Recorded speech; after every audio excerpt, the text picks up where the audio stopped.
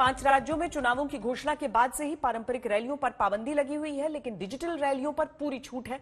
Virtual तरीकों से पार्टियां लोगों से संपर्क कर रही हैं। आज इस डिजिटल ताकत का एक बड़ा उदाहरण तब मिला जब पीएम मोदी ने अपने चुनाव अभियान की शुरुआत की। एक ही जगह पर मौजूद रहकर उन्होंने पश्चिमी यूपी की 21 विधानसभा क्षेत्रों के लोगों को संबोधित किया। इन 21 विधानसभा क्षेत्रों में 5 जिले सहारनपुर, मुजफ्फरनगर, शामली, बागपत और गौतम बुद्ध नगर के लोग पीएम मोदी के साथ वर्चुअल तरीके से जुड़े। पीएम मोदी ने यूपी सरकार के कामकाज और गुड गवर्नेंस वाली छवि को लोगों तक पहुंचाया। साथ ही पिछली सरकार में हुए दंगों और माफिया राज की याद भी दिलाई। प्रत्येक मतदाता का भी मैं आदरपूर्वक स्वागत और अभिनंदन करता हूं। साथियों, पश्चिम उत्तर प्रदेश की ये वो धरती है। डिजिटल युग में चुनाव प्रचार करना उनके लिए चुनौती है जिनके पास साधन नहीं, लेकिन जिनके पास साधन और प्लानिंग दोनों है, वो एक जगह से सैकड़ों लोगों तक पहुंच बनाकर विरोधियों को बड़ी आसानी से धोबी पछाड़ दे रहे हैं। आज जन चौपाल लगाकर पीएम मोदी ने अपने चुनावी अभियान के पहले ही दिन विरोधियों के माथे पर शिकल ला दी। 5 जिलों की 21 विधानसभा क्षेत्रों के 49,000 लोगों ने पीएम की वर्चुअल रैली में हिस्सा लिया। 21 विधानसभा क्षेत्रों के 98 जगहों पर वर्चुअल प्रसारण की व्यवस्था की गई थी और प्रसारण से पहले 30 लाख लोगों को मोबाइल पर वर्चुअली जुड़ने के लिए लिंक भी भेजा गया था। यानी एक साथ लाखों लोगों तक पहुंचने का प्रबंध पहले ही चुनावी रैली में कर दिया गया। और जब इतने बड़े पैमाने पर यूपी में चुनावी घमासान की शुरुआत करनी थी, तो पीएम ने अखिलेश और जयंत के गठबंधन पर कमल और रोटी के गठबंधन से वार किए। जिसने 1857 की क्रांति में देश को एकजुटता का संदेश दिया था। कमल के फूल और रोटी ने हमेशा देश को बांटने वालों को मुंह तोड़ जवाब दिया है। कमल और रोटी इस संकट के काल में गरीब के घर में रोटी बने, इसका पूरा प्रबंध किया और आज हम आपके पास कमल लेकर के आए हैं। बीजेपी के मुख्य एजेंडे में पश्चिमी यूपी है। पिछली बार 139 में से 109 सीटें यहां उन्होंने जीती थी, इसलिए पूरी बीजेपी इस क्षेत्र को पाने के लिए टूट पड़ी। जिस तरह से गृह मंत्री ने अपने चुनावी अभियान की शुरुआत पश्चिमी यूपी से की थी, ठीक उसी तरह से प्रधानमंत्री ने भी प्रचार की शुरुआत पश्चिमी यूपी से ही की और संबोधन में बीजेपी के एक सूत्रीय एजेंडे पर चले और वो एजेंडा था दबंग और दंगाई। 5 साल पहले दबंग और दंगाई ही कानून थे। उन्हीं का कहा ही शासन का आदेश था। जो माफिया और गुंडे खुद को कानून से भी बड़ा मानते थे, यूपी की भाजपा सरकार ने उन्हें कानून का मतलब समझा दिया है। और इसलिए आज चुनाव के इस माहौल में जो गुंडागर्दी करने वाले लोग थे ना, वो अवसर की तलाश में कैसे भी करके उनको सत्ता में वापस आना है। समाजवादी पार्टी की सरकार पर माफियाओं को संरक्षण दिए जाने का आरोप यूपी के जख्मों का वो दाग है जिसको दिखाने में बीजेपी पीछे नहीं हट रही और उसे मिटाने के लिए समाजवादी पार्टी आगे नहीं आ पा रही। जी, बार बार माफिया राज को लेके आपको अटैक किया जाता है। अमित शाह ने भी आपको चुनौती दी है, इस पे क्या कहेंगे? आप भारतीय जनता पार्टी से पूछिए कि उनके जो मुख्यमंत्री थे उन पे कितने मुकदमे थे, उनके डिप्टी सीएम पर कितने मुकदमे थे। अगर दोनों मुख्यमंत्री उप मुख्यमंत्री के अगर हम मुकदमे देख लें तो इतने तो आईपीसी में सेक्शन नहीं है जितने इन पे दोनों पे मुकदमे थे। देश के सभी राजनेता समझते हैं कि चुनावों के दौरान मतदाताओं की भावनाओं में उबाल होना बहुत जरूरी है। अब चाहे वो देशभक्ति का उबाल हो, भ्रष्टाचार के प्रति घृणा का उबाल हो या फिर गुंडा राज में पलायन होने से उपजा उबाल।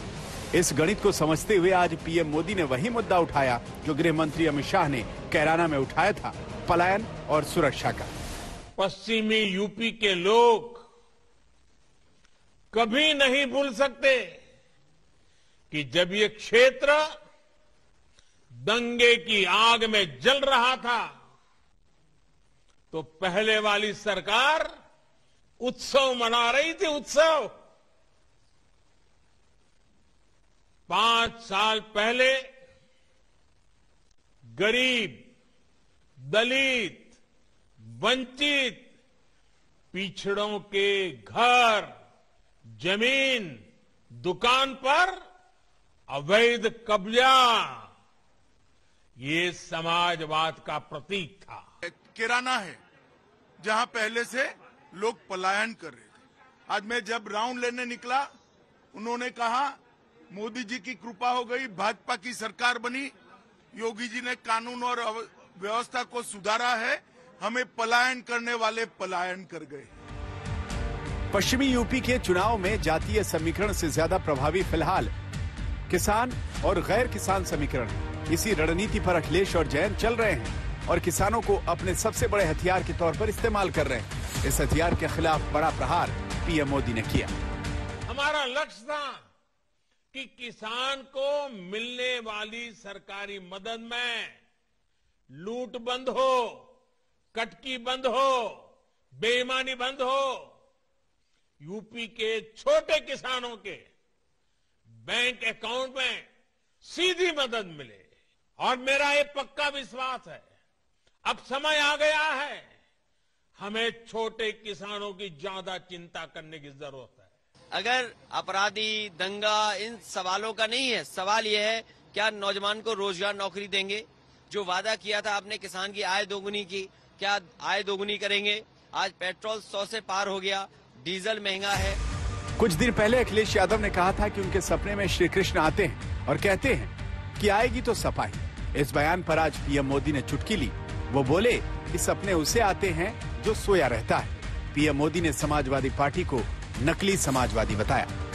मैं कभी कभी सुनता हूं कुछ लोगों को सपने आते हैं।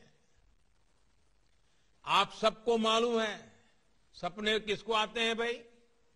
जो सोता रहता है ना, उसको सपने आते हैं। जो जागता है वो संकल्प लेता है।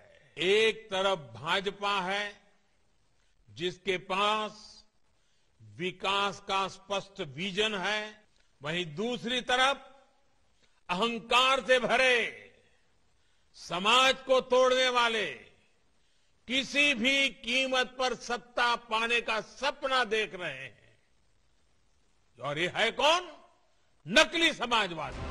अपने संबोधन में प्रधानमंत्री ने यूपी में एक्सप्रेसवे बनाए जाने की उपलब्धियों को चमकाया। फिर मेट्रो, एयरपोर्ट के नाम पर समाजवादी पार्टी को पत्थर टांगने वाली सरकार भी बताया। 2017 से पहले जो सरकार थी वो कागजों पर आधी अधूरी परियोजनाएं बनाने और उनके शिलान्यास में माहिर थी। पत्थर टांग दो बस।